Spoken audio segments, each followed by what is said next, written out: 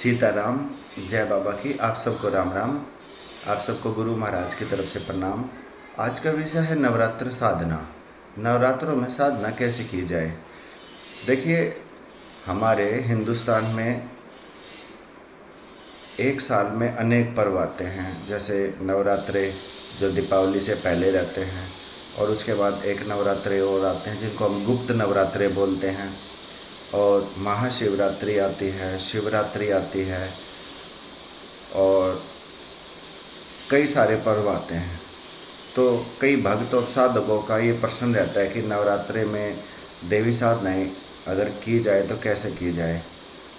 लेकिन मेरे गुरु महाराज ने जो मुझे सिखाया है, मैं उसके अनुसार आपको बताता हूँ। सबसे श्रेष्ठ मार्ग है भक्ति मार्ग प्लस ध्यान मार्ग। भक्ति मार्ग के साथ आप अगर ध्यान मार्ग पे चलोगे तो वो श्रेष्ठ होता है। उसमें देवता और गुरु आपकी सदैव रक्षा करते हैं, और आप 5 भूत से हमेशा बचे रहते हैं।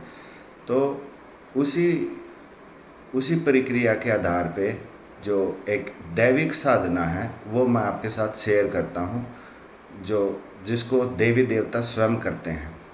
आपको पता होना चाहिए कि महादेव हैं, और भगत शिरोमणि हनुमान जी हैं, और अन्य हमारे जो देवी देवता हैं, तो उनकी साधनाएँ कैसे होती हैं, वो साधनाएँ कैसे करते हैं, उनके पास जो अतुलित बल होता है वो कैसे आता है और कैसे बढ़ता है।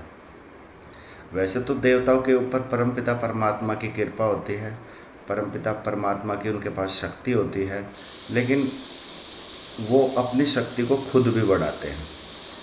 अब देखा जाए तो जगत गुरु महादेव हैं।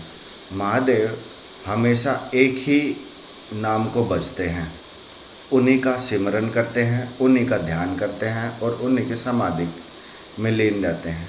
महादेव के बारे में बताया जाता है कि महादेव भगवान विष्णु को भजते हैं, अर्थात राम को। महादेव हमेशा राम के नाम में हमेशा लीन होते हैं। उसके बाद सतयुग में जब भगवान श्री रामचंद्र जी धरती पे आए थे, उन्होंने अवतार लिया था, तो भगवान श्री रामचंद्र के कार्यों को पूर्ण करने के लिए हनुमान जी आए थे, और हनुमान जी का मुख्य कार्य भगवान श्री रामचंद्र की सेवा ही थी। लेकिन भगवान हनुमान जी महाराज भगवान श्री राम की सेवा के साथ साथ श्री राम को भी भजते थे।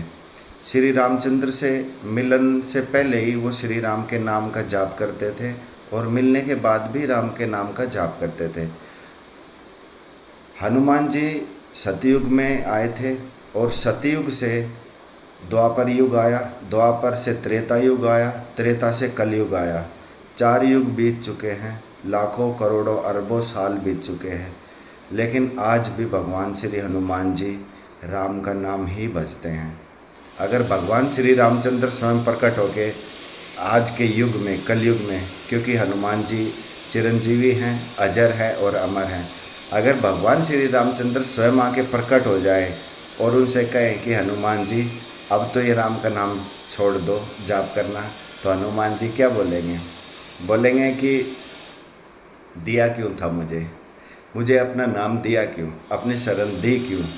तो हनुमान जी को राम अति प्रिय हैं, और वो 4 युग से लगातार दिन रात भगवान श्री रामचंद्र जी के नाम का सिमरन करते हैं, जाप करते हैं, और उन्हीं का ध्यान करते हैं।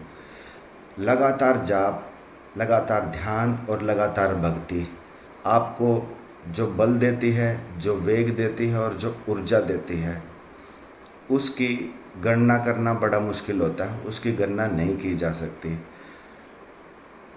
इसी सिद्धांत को, इसी नियम को हम नवरात्रि की साधना में भी उतार सकते हैं। जब नवरात्र आते हैं तो आपको एक कार्य करना है। नवरात्र में आप इसको सुबह भी कर सकते हैं और शाम को भी कर सकते हैं। जिसके पास गुरु हैं, जिन्होंने अपने गुरु धारण किए हैं, वो भी कर सकते हैं, और जिनके पास गुरु नहीं है वो भी कर सकते हैं। सबसे पहले आपको अपने पूजा के स्थान पे जाना है। आपको सदैव एक ही जगह पे बैठ के जाप करना है, और आसन पे ही बैठ के जाप करना है। आसन के अलावा आपको जाप नहीं करना है। अब इस क्रिया को मैं आपके साथ शेयर करता हूँ, इसी तरह आप इसको दोहराएं। सबसे पहले आप अपने आसन को प्रणाम करें 3 बार, फिर आप अपने आसन पे बैठ जाएं और दोबारा से अपने दोनों हाथ ज़मीन पे स्पर्श करें, धरती माता को प्रणाम करें, प्रकृति और परमात्मा को प्रणाम करें। उसके बाद अब आप अपने गुरु को याद करें, मानसिक रूप से या बोलकर आप अपने गुरु का आह्वान करें कि गुरुदेव मैं ध्यान पे जाप पे बैठ चुका हूँ, आप आइए और मेरा मार्गदर्शन कीजिए। उसके बाद आप अपने दाहिने हाथ में जल लें, थोड़ा सा जल लें और एक संकल्प लें। संकल्प इस तरह से लेना है आपको कि अपने हाथ में जल लेके बोलना है, मैं अपने गुरु को साक्षी मान के जो जाप करूँगा और जो ध्यान करूँगा ये मैं माँ दुर्गा के चरणों में समर्पित करता हूँ। दोबारा से सुने, अपने हाथ में जल लें और जल लेके आपको बोलना है, मैं अपने गुरु को साक्षी मानकर ये जाप और ये भक्ति माँ दुर्गा के चरणों में समर्पित करता हूँ या समर्पित करती हूँ। जिसके पास गुरु नहीं है, जिन्होंने गुरु धारण नहीं किया है, वो निर्वाण मंत्र का जाप कर सकते हैं और वो बोले कि मैं जगत गुरु महादेव को साक्षी मानता हूँ और महादेव को साक्षी मान के ये जाप मैं माँ दुर्गा के चरणों में समर्पित करता हूँ या करती हूँ। आप इसकी कम से कम 5 माला का जाप करें। अगर 5 माला आपसे जाप नहीं होती है तो 2 माला का जाप करें और जाप करने के बाद आप अपने आसन पे बैठे रहें, धरती माता को 3 बार प्रणाम करें, अपने गुरु को हृदय से प्रणाम करें, माँ दुर्गा, माँ भवानी, माँ अम्बे को प्रणाम करें। उसके बाद आप उठ सकते हैं।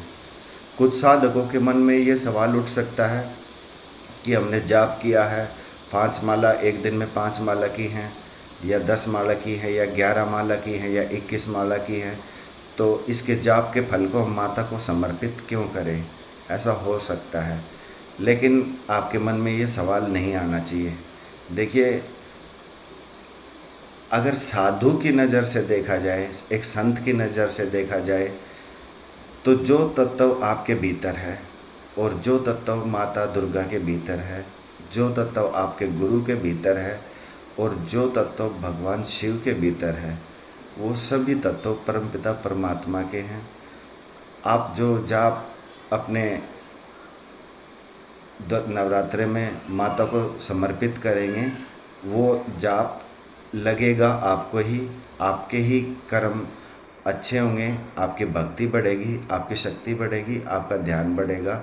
तो आप अपने मन के भीतर ही संशय ना लाएं कि मैंने जाप किया है, वो मैं माता को समर्पित क्यों करूं।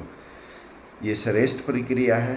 ये जो जाप करेंगे आप और जो माता की भक्ति करेंगे, इसमें आप अपने सामने दीपक ज़रूर जलाएं, क्योंकि दीपक से देवता प्रकट होते हैं और आपकी रक्षा सुरक्षा करते हैं। तो दीपक जलाएं और जितना भी आप जाप करेंगे वो माँ दुर्गा को समर्पित करें। इसका फल आपको मिलेगा और बहुत अच्छा मिलेगा। यही कामना हम करते हैं और दोबारा से आप सबको प्रणाम करते हैं। जय बाबा की।